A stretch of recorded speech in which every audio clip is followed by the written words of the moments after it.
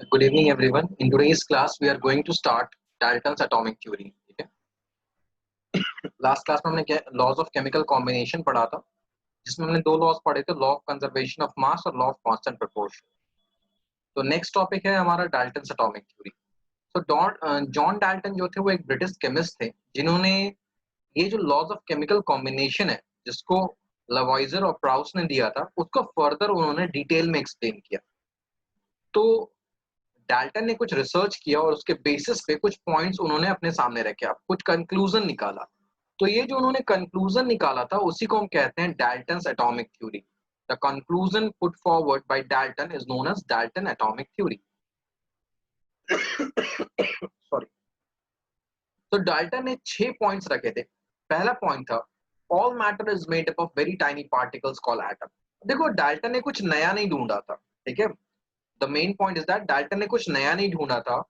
तब तक जितने भी रिसर्च हुए थे, डाल्टन ने उन सबको कंपाइल कर लिया था, ठीक है. सिंपल लैंग्वेज है, उन्होंने उसको कंपाइल कर लिया था. यही डाल्टन की थ्योरी थी. तो डाल्टन ने क्या कहा, all matter is made up of very tiny particles called atom. सभी के सभी मैटर जो है वो बहुत टाइनी पार्टिकल्स से बन के मिलके बने हुए, जिनको हम बोलते हैं atoms. Second point, atoms are indivisible particles which cannot be created or destroyed in a chemical reaction. Atoms को ना ही क्रिएट किया जा सकता, ना ही डिस्ट्रॉय किया जा सकता है. तो law of conservation of mass भी यही कहता था. Law of conservation of mass में भी यही कहा गया था कि मास can neither be created nor be destroyed. तो अगर पार्टिकल्स या एटम्स ही क्रिएट नहीं होंगे, तो ऑब्वियस ही बात है ना कि मास भी क्रिएट नहीं होगा, ठीक है. एटम्स है तभी तो मास है. अगर एटम ही नहीं रहेगा तो मास भी नहीं रहेगा. तो अगर किसी केमिकल रिएक्शन में ना मास को इंक्रीज किया जा सकता, ना मास को डिक्रीज किया जा सकता है, इसको हम इस तरह से भी समझ सकते हैं कि किसी भी केमिकल रिएक्शंस में ना एटम्स क्रिएट हो सकते हैं, ना एटम्स डिस्ट्रॉय हो सकते हैं, ठीक है. वो one form to another form बस कन्वर्ट हो जाता है. दैट इज, एक सब्सटेंस दूसरे सब्सटेंस में कन्वर्ट हो जाता है. तो एटम का रीअरेंजमेंट हो जाता है, बट ना एटम्स इंक्रीज होते ना एटम्स डिक्रीज होते हैं. Next point, atoms of a given element are identical in mass and chemical properties. अगर मान लो किसी भी एलिमेंट का एटम है, सपोज हाइड्रोजन एलिमेंट के एटम्स है, तो हाइड्रोजन एलिमेंट के सभी एटम्स का मास सेम होगा और केमिकल प्रॉपर्टीज सेम होगी, ठीक है. लेकिन अगर हम दो डिफरेंट एलिमेंट के एटम्स को कंपेयर करें, सपोज हम हाइड्रोजन और ऑक्सीजन दो एलिमेंट है, इनके एटम्स को कंपेयर करेंगे, तो दोनों के एटम का मास भी डिफरेंट होगा, ठीक है, और केमिकल प्रॉपर्टीज भी डिफरेंट होगी.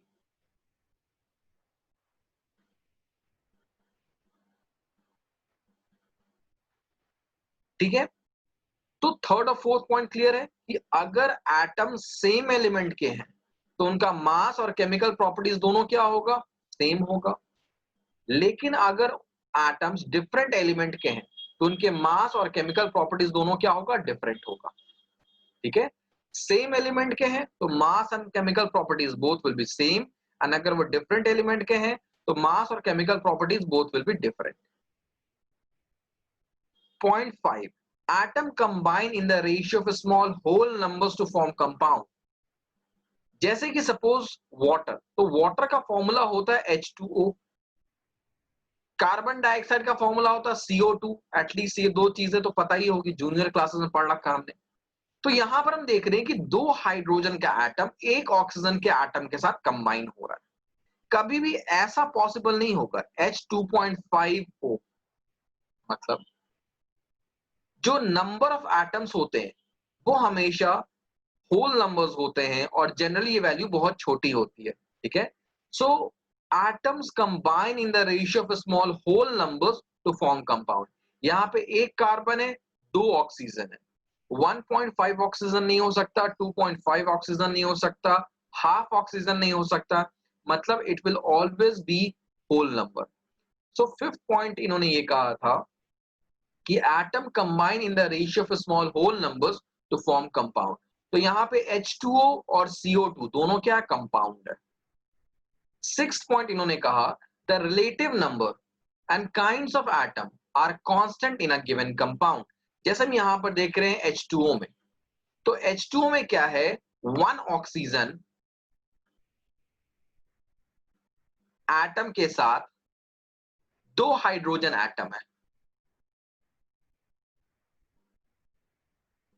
इन्होंने कहा कि ये हमेशा एक कांस्टेंट रहेगा, चाहे हम कहीं से भी वाटर ले ले, हमेशा 1 oxygen atom will be attached to 2 hydrogen atom.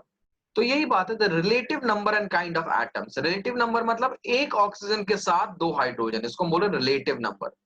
तो the relative number of the atoms as well as the kind of atoms are constant in a given compound. Water में हमेशा 2 हाइड्रोजन और 1 ऑक्सीजन ही रहेगा, ना इससे ज्यादा हो सकता, ना इससे कम हो सकता है।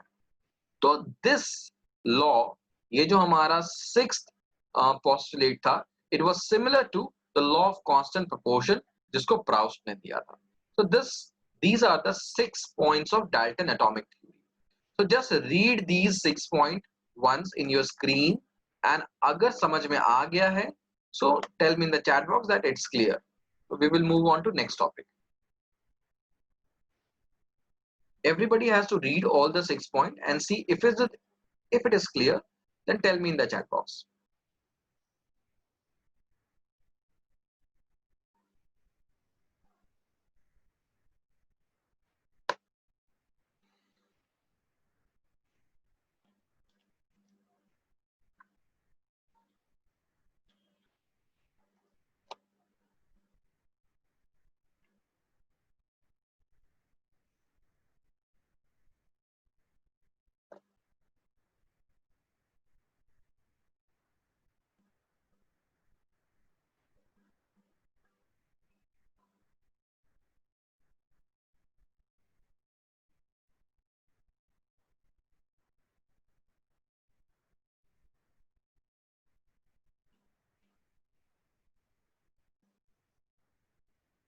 हाँ जी, ये क्या डाउट है बताओ।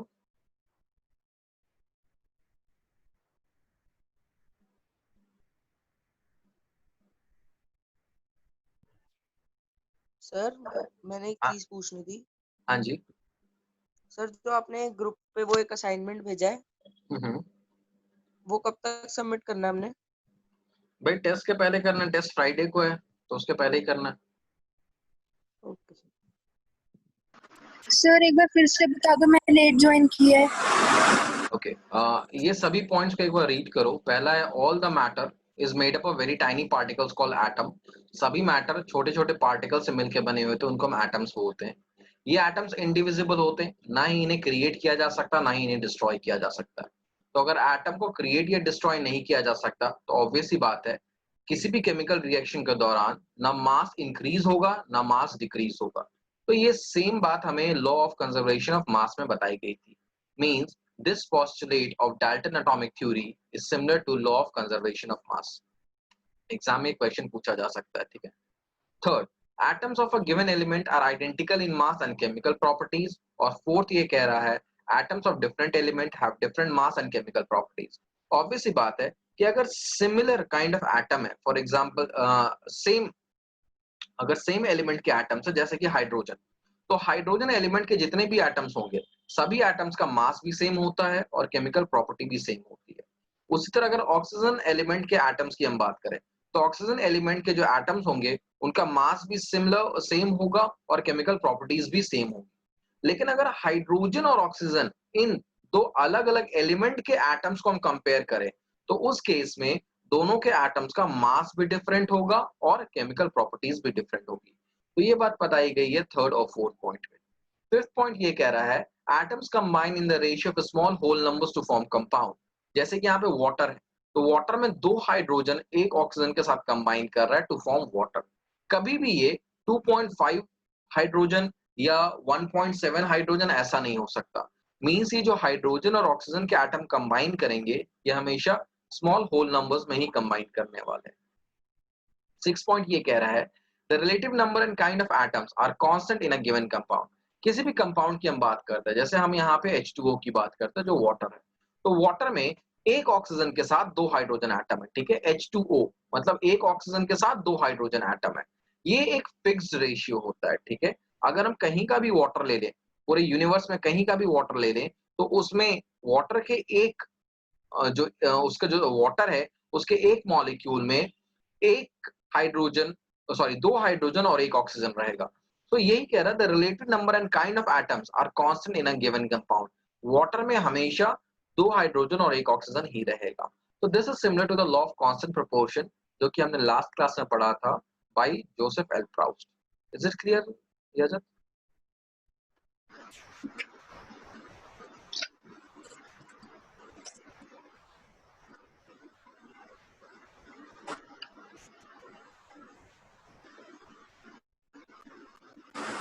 Yes, sir. All right, let's move ahead now.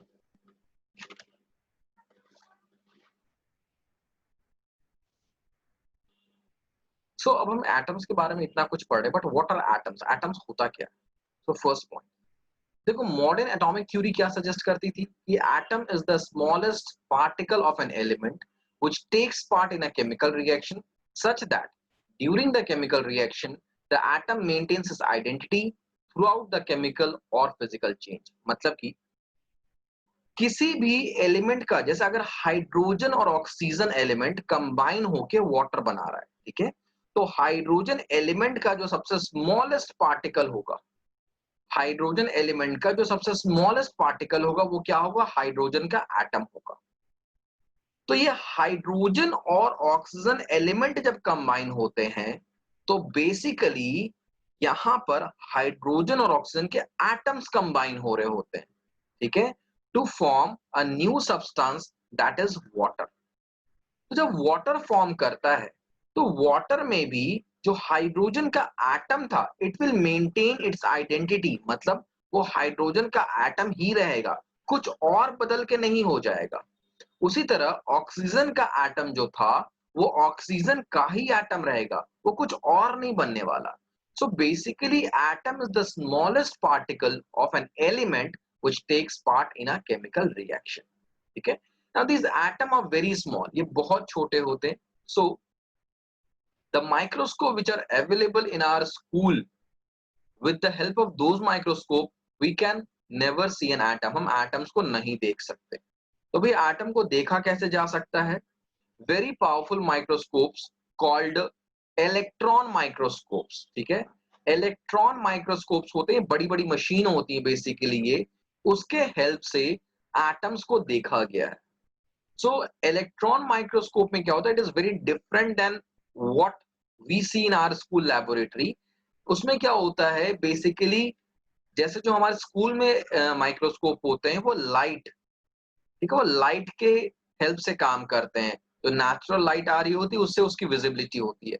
But electron microscope में क्या होता है ना, इलेक्ट्रॉन्स मूव करते हैं। तो इसके बारे में डिटेल में हम चैप्टर 4 में पढ़ेंगे जब हम जानेंगे कि इलेक्ट्रॉन्स होता क्या है। तो फिलहाल बस ये जानना है कि these atoms are very small, इतने स्मॉल कि they can not be seen through a microscope और पावरफुल माइक्रोस्कोप।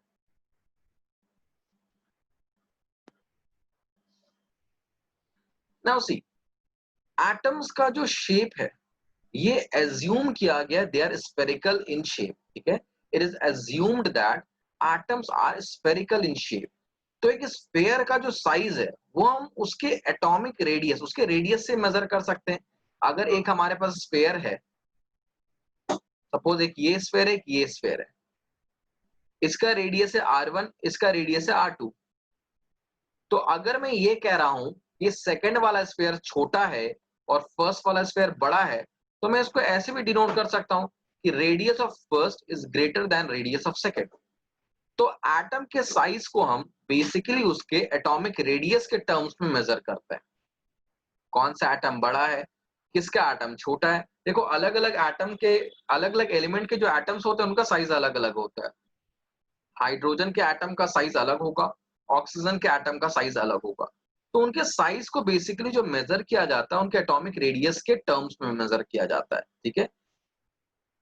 अब ये एटॉमिक, क्योंकि एटम तो बहुत छोटा है ना, जनरली हम मेजरमेंट किस में करते हैं, मीटर सेंटीमीटर इसमें करते हैं, बट एटम तो बहुत छोटा है। तो एटॉमिक रेडियस को मेजर करने के लिए हम नैनोमीटर्स का यूज करते हैं। नैनोमीटर्स क्या होता है? 1 नैनोमीटर, यहाँ पे देखो 1 nanometer is 1/10⁹ meter. Means 1 meter को अगर हम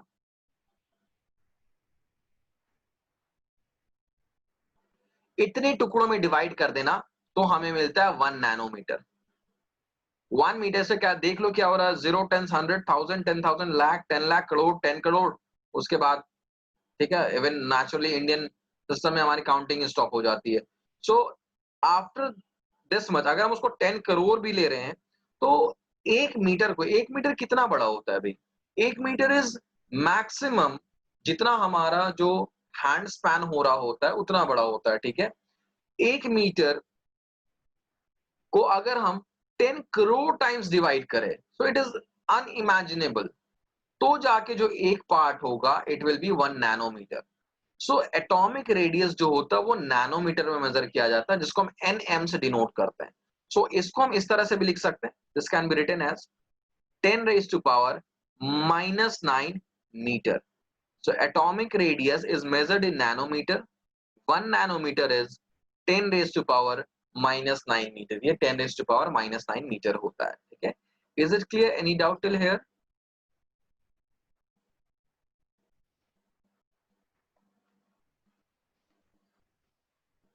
अब जब केमिकल रिएक्शंस होते थे तो जैसे कि मान लो hydrogen plus oxygen gives water, तो जो केमिस्ट थे उस दौरान के जो साइंटिस्ट थे ना उनको बार बार जब ये लिखना होता था तो उन्हें बहुत ही प्रॉब्लम होता था, उनको लगता था कि it is a unnecessary wastage of time. तो उन्होंने कहा कि अगर इन एलिमेंट्स को हम सिंबल से रिप्रेजेंट करें तो हमारा टाइम सेव हो जाएगा। तो सबसे पहले डाल्टन ने ये सजेस्ट किया था कि हम इन एलिमेंट्स को सिंबल से भी रिप्रेजेंट कर सकते हैं, बार बार हमें एलिमेंट का नाम लिखने की जरूरत नहीं पड़ेगी। तो डाल्टन ने कुछ ऐसे सिंबल दिए थे जैसे कि ये तुम्हें नीचे दिख रहे हैं, but the problem was that कि डाल्टन के जो सिंबल थे वो भी थोड़े कॉम्प्लिकेटेड थे, ठीक है। उनको बेसिकली याद करना थोड़ा मुश्किल था डाल्टन्स के सिंबल को। तो इसलिए और भी जो दूसरे साइंटिस्ट थे दे वर कॉन्टिन्यूसली ट्राइंग कि इसके सिंबल थोड़े और इजी हो सकते हैं क्या, थोड़े और बेटर वे से क्या हम एलिमेंट को रिप्रेजेंट कर सकते हैं। So that time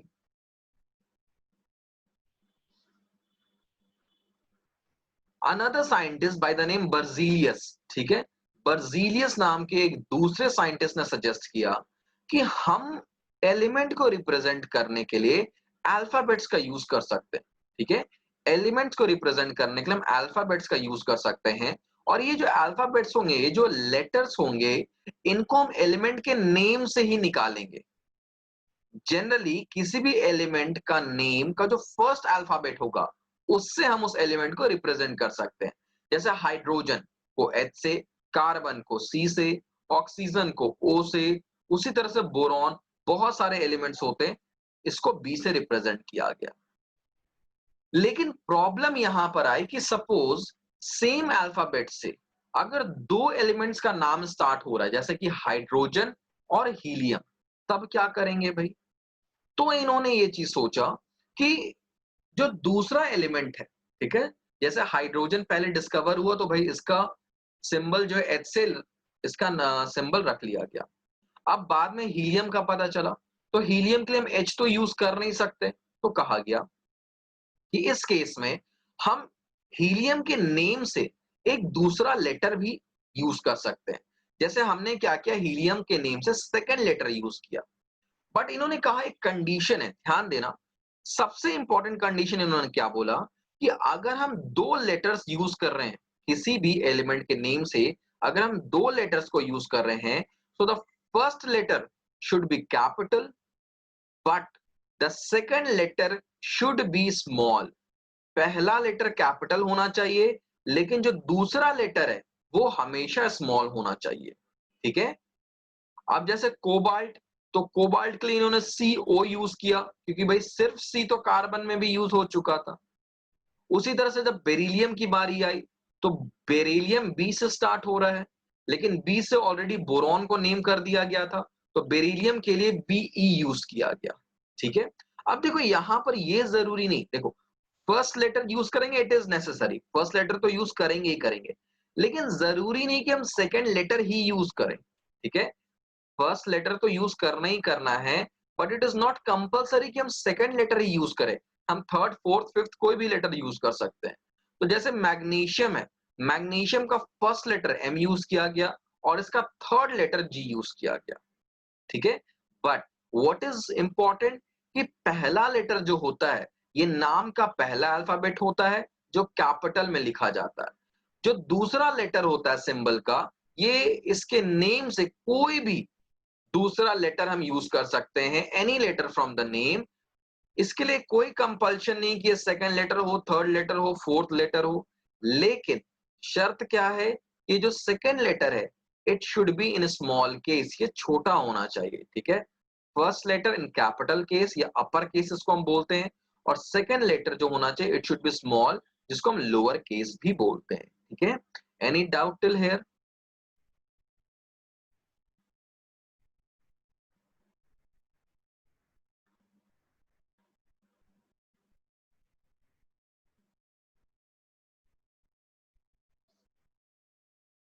okay, now think about this, there is a question on the screen, इसके बारे में सोचो।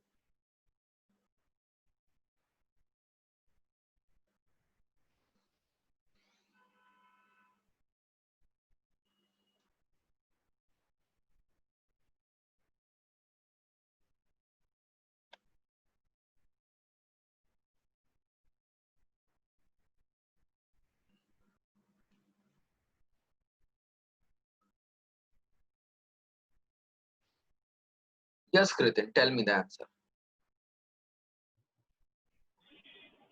Sir, the student is not correct. The symbol for aluminium is AU because it is not compulsory that the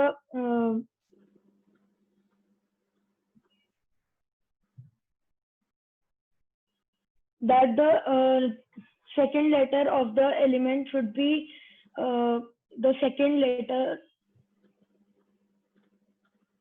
Okay, okay, fine. Apart from Kritin, anybody else want to answer this question?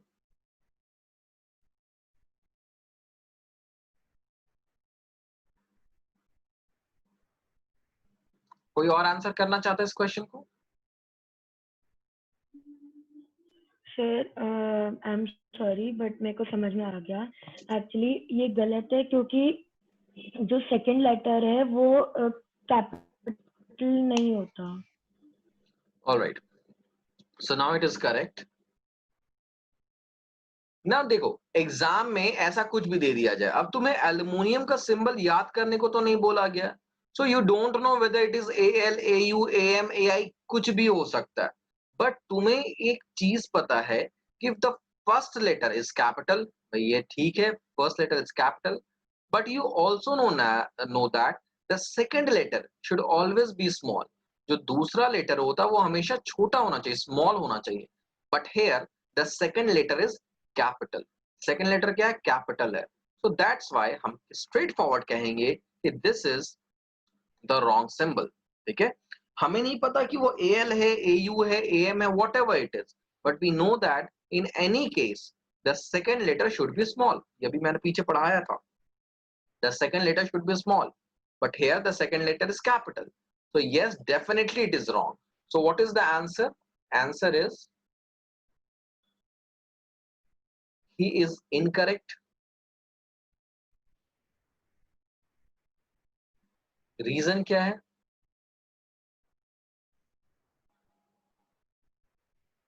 Second letter of symbol should be in lower case.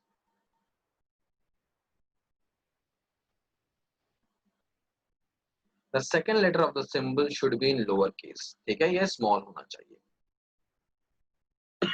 Any doubt till here? कोई doubt है यहाँ पे? All right.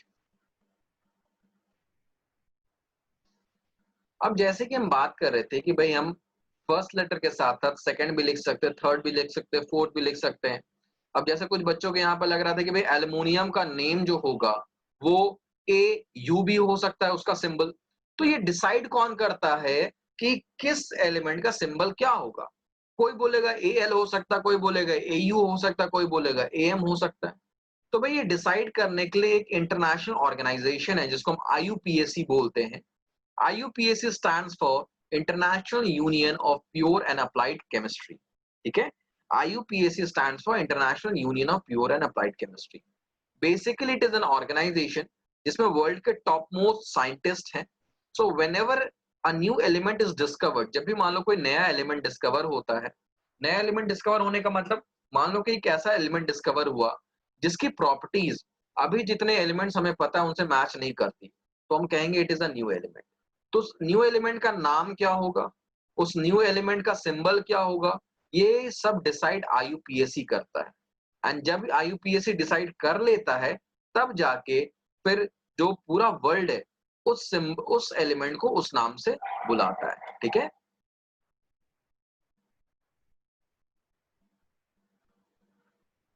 Alright, so Chirag is asking कि अगर पिछले वाले question में A और स्मॉल l होता तो उस केस में हम क्या रीजन देते हैं। तो भाई रीजन होता है कि इट इज करेक्ट, वो करेक्ट है, ठीक है। ऐसा क्वेश्चन पूछा ही नहीं जाता क्योंकि जो क्वेश्चन पूछा गया है वो तुमसे ये टेस्ट नहीं कर रहा था कि तुम्हें सिंबल्स याद है या नहीं है, वो बेसिकली तुम्हारा कॉन्सेप्ट चेक कर रहा था कि क्या तुम्हें इतना पता है कि फर्स्ट कैपिटल होता है और सेकंड से स्मॉल होता है, ठीक है। अब देखो यहां पे एक और बात समझो, कुछ ऐसे भी एलिमेंट्स होते हैं जिनके जो सिंबल है उसके सिंबल में जो लेटर्स होता है वो उसके नेम में नहीं होता। फॉर एग्जांपल सोडियम, सोडियम को Na से डिनोट किया जाता है। अब ना N है सोडियम में ना A है सोडियम में, तो फिर सोडियम का सिंबल Na क्यों हो गया। तो एक्चुअली इन एलिमेंट्स का जो सिंबल है वो उसके लैटिन नेम से लिया गया है। So Latin is basically a very old language. That is old version of English जो होगा, ठीक है। जो ओल्ड लैंग्वेजेस थे दैट इज बहुत आज से 100 साल पहले जो इंग्लिश, फ्रेंच, स्पेनिश ये सब कुछ बोले जाते थे वो अभी के लैंग्वेज से बहुत डिफरेंट है, बहुत सारे चेंजेस आ चुके हैं। तो ये जो प्रीवियस हम एक तरह से ओल्ड लैंग्वेज बोल सकते हैं वो लैटिन लैंग्वेज हम उसे कहते हैं, ठीक है। तो अब लैटिन बेसिकली बोली नहीं जाती है क्योंकि हर लैंग्वेज जो है धीरे धीरे ट्रांजिशन हो चुका है, नए फॉर्म में हो चुका है। जैसे जो अभी हम इंग्लिश बोलते हैं, ठीक है, वो इंग्लिश और तुम अपने इंग्लिश के बुक में जो पोइट्री पढ़ते हो जैसे विलियम शेक्सपियर की पोइट्री पढ़ते हो, ठीक है, तो उनमें जो इंग्लिश यूज किया जाता है वो डिफरेंट होता है compare to what we use now, जो हम आज यूज करते हैं। और जो विक्टोरियन इंग्लिश जिसको कहा जाता है जो उस समय यूज किया जाता था वो डिफरेंट है। सो वो जो है that was a old form of the present language. तो Latin basically refers to old form of the language.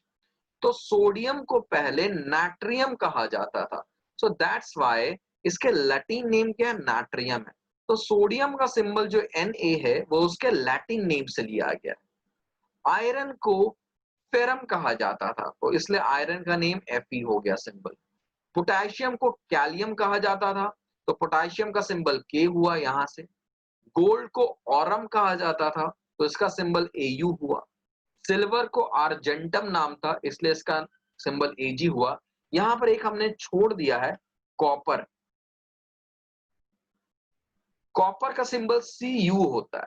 अब भाई C तो कॉपर में है बट U कॉपर में नहीं है, तो U कहां से आया। एक्चुअली कॉपर का जो लैटिन नेम होता है वो होता है क्यूपरम, ठीक है। लैटिन नेम जो होता है वो होता है क्यूपरम, इसलिए C और U यहां पे यूज हुआ, ठीक है। आई होप ये मेरी राइटिंग समझ में आ रही होगी। CUPRUM क्यूपरम, ठीक है। So is it clear to everyone. ये एग्जाम में क्वेश्चन आ सकता है, ठीक है, दैट इज क्वेश्चन आ सकता है। The symbol for iron is Fe but F and E are not present in the name iron. So why is it symbolized as Fe? तुम लिखोगे actually the symbol Fe is taken from the Latin name of the iron which means ferrum. वैसे इन सभी के लिए किसी के लिए भी क्वेश्चन पूछा जा सकता है, ठीक है। तो चलो आगे बढ़ते हैं।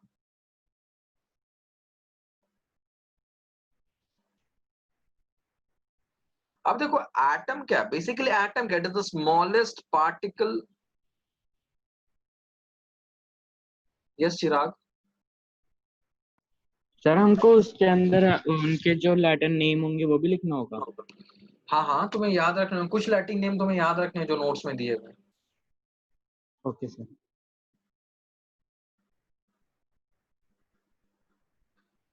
Now see, what is atom? Atom क्या है? Atom is the smallest particle of a matter. So matter के पास मास होता है, तो एटम के पास भी तो मास होना चाहिए ना, हर पार्टिकल का अपना कुछ मास होगा। सो हर एटम का अपना कुछ मास होगा। तो एटम का जो मास होता है उसी को हम एटॉमिक मास बोलते हैं। सो 1961 की बात है, एटम के मास को रिप्रेजेंट करने के लिए एक यूनिट यूज किया गया जिसको एटॉमिक मास यूनिट या यू से डिनोट किया जाता है। ठीक है, U also stands for unified mass। एक ही बात है, जिस तरह से हम किसी भी चीज का, सपोज अगर मुझे राइस खरीदना है, ठीक है, चावल लेना है, और मैं एक शॉप जाता हूं, मैं कहता हूं गिव मी सम राइस, तो सम राइस से तो काम नहीं चलेगा ना, मुझे उसे बोलना पड़ेगा give me 1 kg of rice या 2 kg ऑफ राइस। तो यहाँ पे राइस को मेजर करने के लिए मैंने क्या यूज किया, राइस के मास को मेजर करने के लिए मैंने केजी यूज किया। वैसे अगर मान लो मैं कोई छोटा अमाउंट, कोई छोटी चीज लेने जाऊं, फॉर एग्जांपल अगर मैं बोलूं कि मुझे कार्डमम लेना है, कार्डमम समझते हो, इलायची या कोई स्पाइस, ठीक है, क्लोव, कार्डमम, किसी भी स्पाइस की बात करो, तो उसे हम केजी में लेके नहीं आते हैं। ठीक है, हम क्या बोलते हैं, ग्राम्स दे दो भैया, 50 ग्राम दे दो, 100 ग्राम दे दो, इस तरह से हम बात करते हैं। तो भाई हमने देखा कि जब हमें ज्यादा क्वांटिटी चाहिए था तो हमने केजी यूज किया, जैसे राइस के केस में। जब हमें कम क्वांटिटी चाहिए था तो हमने ग्राम यूज किया। उसी तरीके से अगर हमें और ज्यादा क्वांटिटी चाहिए होता है, जैसे कि मान लो व्हीट चाहिए होता है बहुत ज्यादा क्वांटिटी में, तो उस केस में हम क्विंटल यूज करते हैं। ठीक है, 1 quintal is equal to 100 KG. ठीक है, so it is more bigger unit. और भी ज्यादा चाहिए, फॉर एग्जांपल ट्रक्स वगैरह में जब व्हीट लोड होके जाते हैं तो उस समय टन यूज किया जाता है, TONNE। तो वी सी दैट कि मास का जो ऑर्डर होता है उसके हिसाब से यूनिट्स अलग अलग रखी जाती हैं। ठीक है, तो क्योंकि जो एटम है वो बहुत छोटा है, तो एटम का जो मास होगा वो भी बहुत कम होगा, तो एटम के मास को हम ग्राम या केजी में मेजर नहीं कर सकते। तो एटम के मास को मेजर करने के लिए हमारे पास एक नया यूनिट आया जिसको हमने एटॉमिक मास यूनिट कहा, और जिसको हम यू से डिनोट करते हैं। सो एटॉमिक मास यूनिट क्या होता है, अब अगेन मैं बात करता हूं, जैसे मुझे अगर 2 kg राइस चाहिए, तो जब मैं शॉपकीपर के पास जाता हूं तो उसके पास एक स्टैंडर्ड वेट होता है। 1 kg कितना होगा ये जानने के लिए उसके पास एक वेट होता है। ठीक है, तो अगर मुझे 2 kg राइस चाहिए तो वो क्या करेगा, एक एक केजी के 2 वेट रखेगा और उससे मेजर बैलेंस करके मुझे दे देगा। तो उसी तरह से किसी भी चीज का जब मास को हम मेजर करते हैं तो हमारे पास पहले एक स्टैंडर्ड होता है। मास क्या, हम किसी भी चीज को मेजर करते हैं, सपोज मुझे किसी चीज का लेंथ अगर मेजर करना है तो मेरे पास एक स्केल होता है, और उस स्केल में ये मार्क्ड है कि भाई इतना जो होता है वो 15 सेंटीमीटर है, इतना 1 सेंटीमीटर, इतना 2 सेंटीमीटर है, उसके हिसाब से मैं मेजरमेंट करता हूं। So to measure anything we need a standard, एक स्टैंडर्ड वैल्यू चाहिए होता है। तो उसी तरह से एटम्स के मास को मेजर करने के लिए भी एक स्टैंडर्ड वैल्यू सेलेक्ट किया गया। Now what was that standard value, ये ध्यान से समझो। कार्बन, कार्बन के एक एटम को, ठीक है, कार्बन के एक एटम को अगर हम 12 पार्ट्स में डिवाइड कर देते हैं, ध्यान से सुनो, दोबारा बोल रहा हूं, कार्बन के एक एटम को अगर हम 12 पार्ट्स में डिवाइड कर देते हैं तो एक पार्ट का जो मास होगा उसे 1 AMU कहा गया। सपोज ये कार्बन का एक एटम है, इसे हम 12 पार्ट में डिवाइड कर दे रहे हैं। ठीक है, सो दिस इज,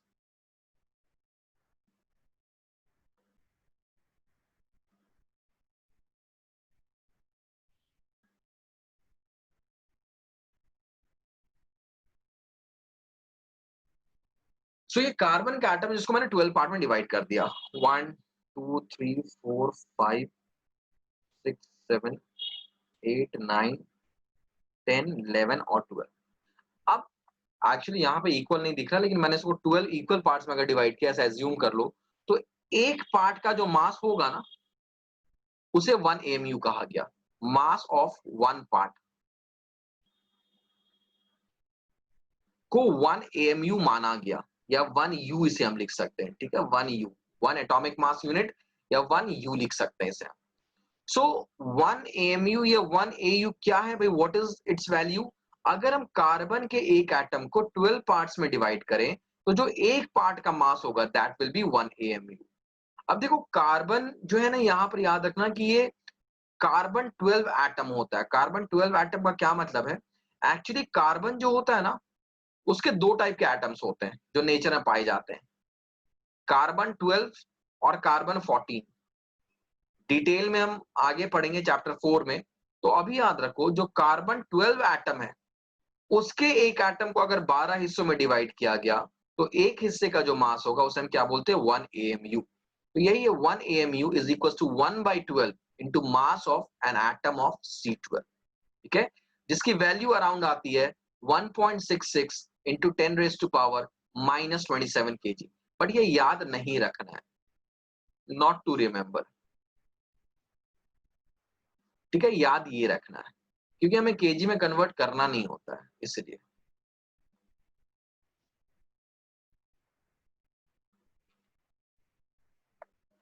कितने बच्चों को सो यस स्टूडेंट, किसी बच्चे को कोई डाउट है? 1 AMU क्या होता है ये समझने में किसी को कोई दिक्कत है?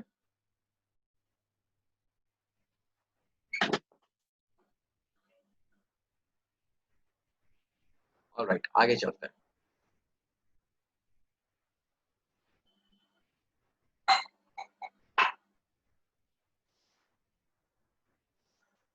तो ये कुछ एलिमेंट के एटॉमिक मास है, दैट इज हाइड्रोजन के का 1U होता है, कार्बन का 12U होता है, नाइट्रोजन का 14U होता है एंड सो ऑन। ये वैल्यूज यहाँ पे दी हुई है, ठीक है। ये वैल्यूज तुम्हें याद नहीं रखने हैं, ध्यान दो, ये वैल्यूज तुम्हें याद नहीं रखने हैं। एक दो बार बस देख लो कि थोड़ा बहुत आइडिया हो, क्योंकि एग्जाम में अगर इन पे क्वेश्चंस आते हैं तो वैल्यूज तुम्हें दिए जाते हैं, एटॉमिक मास गिवन होता है, ठीक है।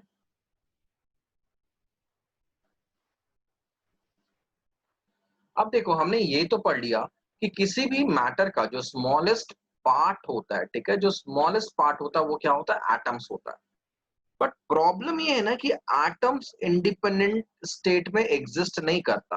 कहने का ये मतलब है कि अगर हम अपने आसपास किसी भी एलिमेंट के एटम को ढूंढे, जैसे मान लो मुझे हाइड्रोजन ढूंढना है, तो हाइड्रोजन जो होगा वो हाइड्रोजन गैस के फॉर्म में मिलता है, हाइड्रोजन गैस के फॉर्म में मिलेगा जिसका फॉर्मूला होता है H2, या हाइड्रोजन वाटर में प्रेजेंट होता है जिसका फॉर्मूला होता है H2O, या किसी और चीज में, जैसे अगर हम नेचुरल गैस की बात करें, हमारे घर में जो LPG वगैरह आता है उसमें भी हाइड्रोजन होता है, उसका फॉर्मूला होता है CH4। So the point is that कि हाइड्रोजन एटम मुझे कहीं नहीं मिल सकता। हाइड्रोजन अगर हम एटम की बात करें तो वो this H, I am not going to get this H anywhere. मुझे ये हाइड्रोजन एटम नहीं मिलने वाला, वो किसी दूसरे एटम के साथ कंबाइंड फॉर्म में मिलेगा। जैसा हाइड्रोजन गैस में क्या है, हाइड्रोजन का एक एटम हाइड्रोजन के दूसरे एटम के साथ कंबाइन हो गया तो H2 मिल रहा है। वाटर में क्या है, दो हाइड्रोजन का एटम एक ऑक्सीजन के एटम के साथ कंबाइन हुआ है। नेचुरल गैस में क्या है कि हाइड्रोजन का एटम कार्बन के एटम के साथ कंबाइन हुआ है। तो द पॉइंट इज दैट कि एटम इंडिपेंडेंटली एग्जिस्ट नहीं करते हैं, या हम बोलते हैं फ्री स्टेट में एग्जिस्ट नहीं करते हैं। हाइड्रोजन का एक एटम मुझे कहीं नहीं मिल सकता, वो किसी ना किसी के साथ कंबाइन होके कुछ नया सब्सटेंस या कुछ कंपाउंड बना के रखा होगा। तो ये जो होते हैं इसको हम बोलते हैं molecule. Means since we know that the atoms of element does not exist in free state, so how do they exist then?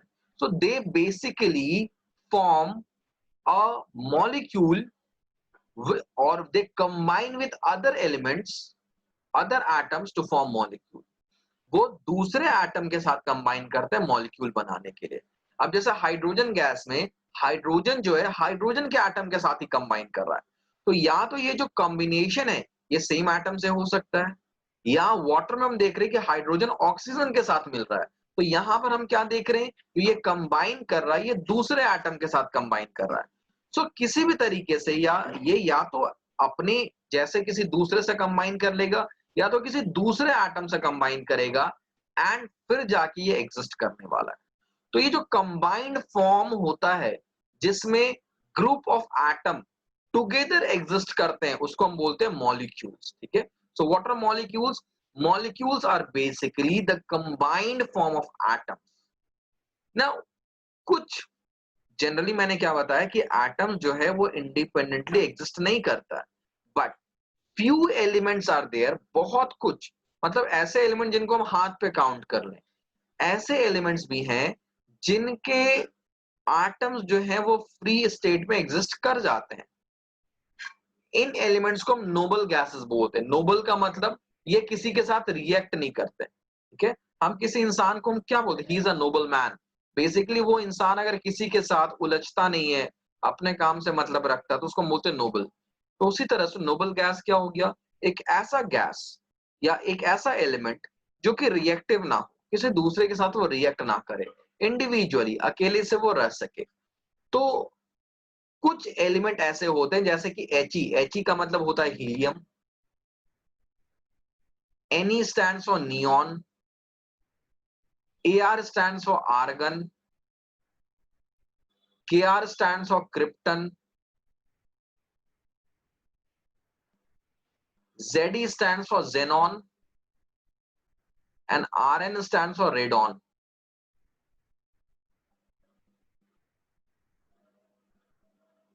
सो ये जो फ्यू एलिमेंट्स हैं, इनके एटम जो है वो इंडिपेंडेंटली, मतलब सिंगल एटम एग्जिस्ट कर जाता है। Why? Because they are very less reactive, या हम इसको अनरिएक्टिव भी बोल सकते हैं। बाकी एलिमेंट्स के एटम जो है वो कंबाइंड फॉर्म में एग्जिस्ट करते हैं। अब ये कंबाइंड फॉर्म, एक तो हमने यहां पर देखा कि ये कंबाइंड फॉर्म में इस तरह से एग्जिस्ट कर रहे हैं, बट ये भी पॉसिबिलिटी बहुत बार होती है कि जब ये कंबाइन करते हैं तो इनके ऊपर कोई चार्ज आ जाता है, पॉजिटिव चार्ज या नेगेटिव चार्ज, कुछ ऐसा चार्ज आ सकता है। तो अगर इनके ऊपर चार्ज आया है तो ये फिर आयंस कहलाते हैं। Means a group of atoms और atom which has charge over it is called an ion. जबकि अगर वो इलेक्ट्रिकली न्यूट्रल है, जैसे यहां पर इनमें क्या है, कोई चार्ज नहीं है, तो अगर इनमें कोई चार्ज नहीं है, ये इलेक्ट्रिकली न्यूट्रल है, तो हम इसे मॉलिक्यूल्स कहते हैं। Any doubt till here? कोई डाउट यहाँ पे, कुछ पूछना है क्या?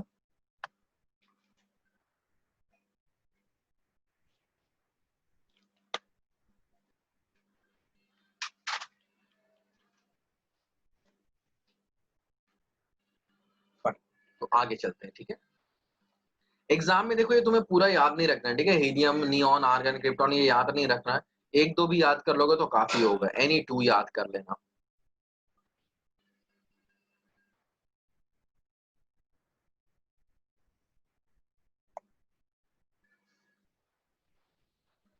सो हमने ये देख लिया मॉलिक्यूल क्या होता है, उसको डिटेल में देखते हैं। So what is basically a molecule? Is a group of two और more atoms which are chemically bonded with each other. ठीक है, ये केमिकली बॉन्डेड होते हैं। केमिकल बॉन्डिंग का क्या मतलब होता है? Again we will study that in chapter 4। Chapter 4 में डिटेल में पढ़ेंगे। सो also we can say that a molecule is the smallest particle of matter except element. Molecule जो है वो क्या है? स्मॉलेस्ट एक्सेप्ट,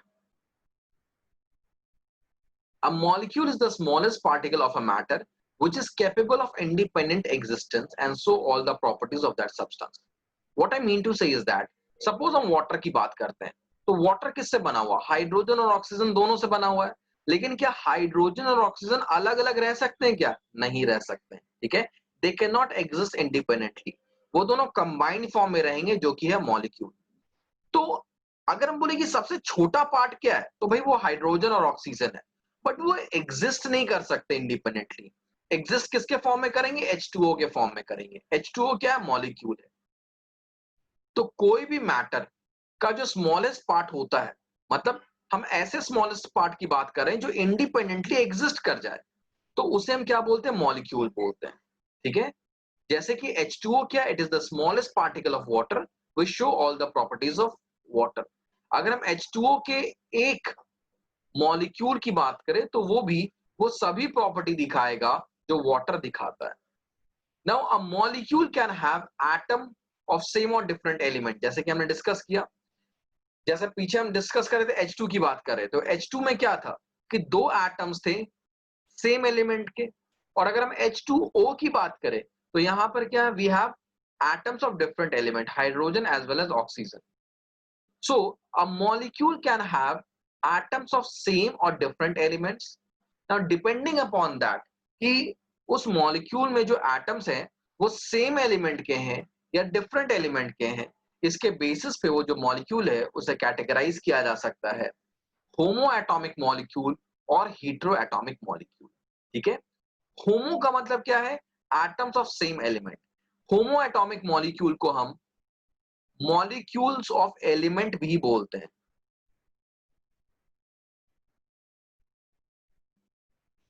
तो अगर पूछा जाए what are molecules of element, तो molecules are element are those molecule which are formed when same type of or same kind of atoms combine। जबकि अगर different types of atoms combine करते हैं, जैसे कि मान लो यहाँ पे हाइड्रोजन और ऑक्सीजन दोनों कंबाइन कर रहा है, तो यहाँ पर क्या दो डिफरेंट टाइप का एटम्स कंबाइन कर रहा है, तो इस केस में ये कैसा मॉलिक्यूल है, it is a hetero atomic molecule. तो वी से it is molecule of compound.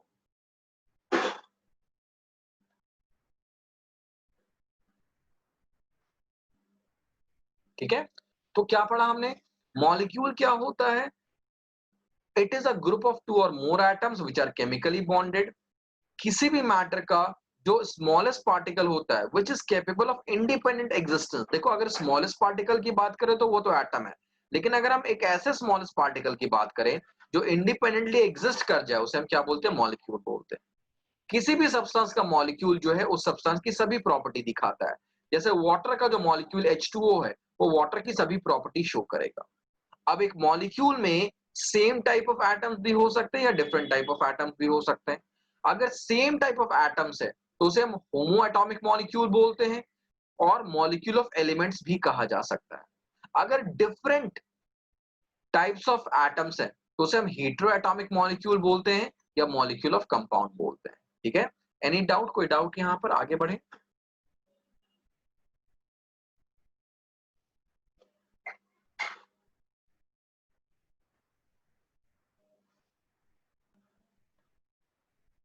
Our next topic is atomicity। Atomicity क्या होता है, तो basically the number of atoms present in one molecule of element। molecule of element का क्या मतलब है, हम कैसे molecule की बात कर रहे हैं, होमो एटॉमिक मॉलिक्यूल की हम बात कर रहे हैं। So the number of atoms present in one molecule of an atom is called of an element is called atomicity। इसे हम atomicity बोलते हैं। जैसे अगर हम आर्गन और नियॉन की, आर्गन और हीलियम की बात करें तो ये क्या थे, ये नोबल गैसेस थे, अभी हमने पढ़ा था। तो इनके जो एटम है वो तो इंडिपेंडेंटली एग्जिस्ट कर जाते हैं। तो ये क्या सिंगल एटम इंडिपेंडेंटली एग्जिस्ट करते हैं, तो हम बोलते हैं इसकी एटॉमिसिटी क्या है, 1, या इसे हम बोलते हैं मोनो एटॉमिक। मोनो का मतलब होता है 1। ठीक है, ऑक्सीजन और हाइड्रोजन की बात करते हैं तो इनमें क्या होता है, 2 एटम्स कंबाइंड फॉर्म में रहते हैं, तो इसकी एटॉमिसिटी क्या है, 2। तो दैट्स इसको बोला गया डाई एटॉमिक। फॉस्फोरस, फॉस्फोरस में 4 एटम्स इकट्ठे रहते हैं। ठीक है, तो फॉस्फोरस की एटॉमिसिटी क्या, 4। इसे बोला गया टेट्रा। टेट्रा का मतलब होता है 4, टेट्रा स्टैंड्स फॉर 4। सल्फर, अब 4 से ज्यादा अगर एटॉमिसिटी होती है तो उसके लिए हम पॉलीएटॉमिक यूज करते हैं, चाहे 5 हो, 6 हो, 7 हो, 8 हो, 9 हो, 10 हो। अगर 4 से ज्यादा एटॉमिसिटी है तो we use the term poly for it. तो अगर सल्फर का मॉलिक्यूल जो है, सल्फर के एक मॉलिक्यूल में 8 एटम्स कंबाइन होते हैं तो दैट इज कॉल्ड पॉलीएटॉमिक। ठीक है, उसे हम पॉलीएटॉमिक बोलते हैं। तो एग्जाम में ये डायरेक्टली पूछा जाता है। ठीक है, या तो ये एग्जाम पूछा जा सकता है कि give an example of diatomic molecule, give an example of polyatomic molecule, या ये पूछा जा सकता है sulphur, what is the atomicity of sulphur.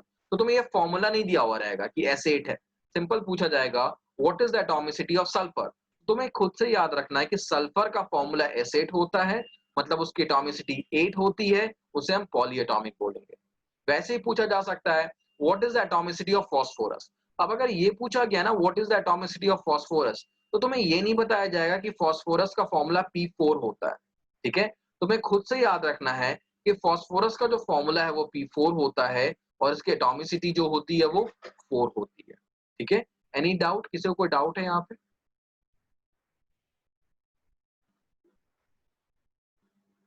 हाँ जी चिराग बोलो। सर इसके अंदर खाली हमको 1 2 4 और 8 का ही होगा? हमें बस इतना ही याद रखना है, बहुत सारे होते हैं बट ये वो हैं जो हमारे बुक्स में दिए हुए हैं, तो हमें इतने याद रखना है। Okay sir. एनीबॉडी एल्स, कोई डाउट किसी को?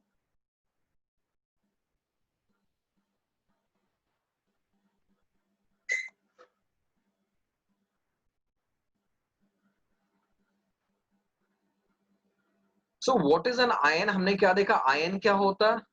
A charge particle is called a ion. Charge का मतलब पॉजिटिव चार्ज हो सकता है या नेगेटिव चार्ज होता है। Positively charge ions are called cation, इसे हम कैटायन बोलते हैं। जबकि नेगेटिवली चार्ज आयन को हम क्या बोलते हैं? एनायन बोलते हैं, ठीक है, याद रखना है। कैटायन क्या होता है? Positively charge. एनायन क्या होता है? नेगेटिव चार्ज होता है। अगर हम एक एग्जांपल ले, सोडियम क्लोराइड। सोडियम क्लोराइड क्या होता है? Common salt. जो घर में हम नमक खाते हैं वो होता है सोडियम क्लोराइड, NaCl। तो इसमें हम क्या देख रहे हैं? Na stands for sodium. Na जो है वो है सोडियम का सिंबल, और Cl जो है वो क्लोरीन का सिंबल होता है। सो NaCl, NaCl क्या हो गया? सोडियम क्लोराइड हो गया। तो NaCl जो कंपाउंड है ना, इस कंपाउंड, ये जो सब्सटेंस है, इसमें Na जो होता है वो पॉजिटिव आयन, मतलब अगर NaCl को ब्रेक किया जाए तो हमें Na प्लस और Cl माइनस मिलेगा। So Na plus is the cation here and Cl minus is the anion here, ठीक है। ऐसे कुछ के याद रखने होंगे, मैं बताऊंगा। कुछ एलिमेंट्स, कुछ कंपाउंड्स का हमें याद रखने होंगे कि इसका क्या होता है सिंबल, ठीक है। तो जैसे Na का क्या, NaCl में एनायन क्या हो गया? NaCl हो गया, और कैटायन क्या हो गया? Na हो गया। तो we have to remember some of them. तो वी विल सी कि क्या क्या लर्न कर रहे हैं। Now in your book there is a table, ये एक टेबल है, ठीक है। एनसीईआरटी में देख लेना, इस चैप्टर में आई थिंक 5th या 6th पेज पे कहीं पे ये टेबल है। So what this table is, इस टेबल में क्या है ये देखो। यहाँ पर क्या है? नेम ऑफ आयंस है, जैसे सोडियम, पोटाशियम, सिल्वर। कॉपर 1 का मतलब कॉपर की वैलेंसी 1 होती है। वैलेंसी क्या होता है? कंबाइनिंग कैपेसिटी या चार्ज। वैलेंसी क्या होता है? जैसे हम चार्ज की बात कर रहे हैं, या कंबाइनिंग कैपेसिटी। मतलब कॉन्सेप्चुअली वैलेंसी का मतलब चैप्टर 4 में पता चलता है, ठीक है। तो अभी बस ये याद रखो कि कुछ एलिमेंट्स के मोर देन 1 चार्ज होते हैं, जैसे copper. Copper can have 1 charge, इसको हम C1 लिखते हैं। यस कृतिन। सर मेरे को ये पूछना है सर, जैसे अभी आपने बताया कि पॉजिटिव चार्ज कटायन होते हैं और नेगेटिव चार्ज अनायन, तो सर हमें पता कैसे चलेगा कि कौन से कटायन और कौन से अनायन? हाँ, अब कटायन कैसे, कौन है, एनायन कौन से, अभी इस चैप्टर में तो हमें याद रखने, जैसे ये सभी के सभी कटायंस होते हैं और ये नेगेटिव चार्ज वाले एनायंस होते हैं। बट ये पॉजिटिव ही, जैसे सोडियम जो है उस पे पॉजिटिव का ही चार्ज क्यों है, नेगेटिव का चार्ज क्यों नहीं है, ये हम चैप्टर 4 में कंसेप्चुअली डील करेंगे कि सोडियम पे पॉजिटिव चार्ज ही क्यों है, नेगेटिव क्यों नहीं है। और अगर पॉजिटिव है तो +1 का, जैसे यहाँ पे Na प्लस लिखा हुआ है तो मतलब यहाँ पे चार्ज +1 का है। यहाँ पे Mg2+ लिखा हुआ है तो यहाँ पे चार्ज +2 का है। तो Mg पे 2 का ही चार्ज क्यों है, 1 का क्यों नहीं है, 3 का क्यों नहीं है, ये सारी चीज डिटेल में जो हम पढ़ेंगे वो चैप्टर 4 में पढ़ेंगे। अभी बस हमें, मतलब हमारा चैप्टर इस तरह से डिवाइडेड है कि अभी हम बस इसके फॉर्मूलेस पे ही ध्यान देंगे, ठीक है। Okay sir. तो भाई बच्चों ये एक टेबल है, तुम सभी ने अपने बुक में देख लिया होगा। तुम्हें क्या करना है, इस टेबल को ध्यान से देखना है और एक बार इसे कॉपी में लिखना है, ठीक है। ध्यान से इसे देखना है और कॉपी में एक बार लिखना है और उसका फिर मुझे व्हाट्सएप पे इमेज भेजना है। नेक्स्ट क्लास में जो हमारा टॉपिक होगा वो इस टेबल पे बेस्ड होगा। तो अगर तुम्हें ये टेबल याद हो जाए तो वेल एंड गुड, बहुत अच्छी बात है, क्योंकि अगले क्लास में जो हम क्वेश्चन करने जा रहे हैं ना उस टेबल पे बेस्ड होगा और एग्जाम में वो क्वेश्चंस आते ही आते हैं। तो टेबल अल्टीमेटली तुम्हें याद करना ही करना है, जितनी जल्दी याद कर लो उतना बेटर रहेगा, ठीक है। So this is the last topic for today's class, ठीक है। With this our class comes to an end, you can leave the session now.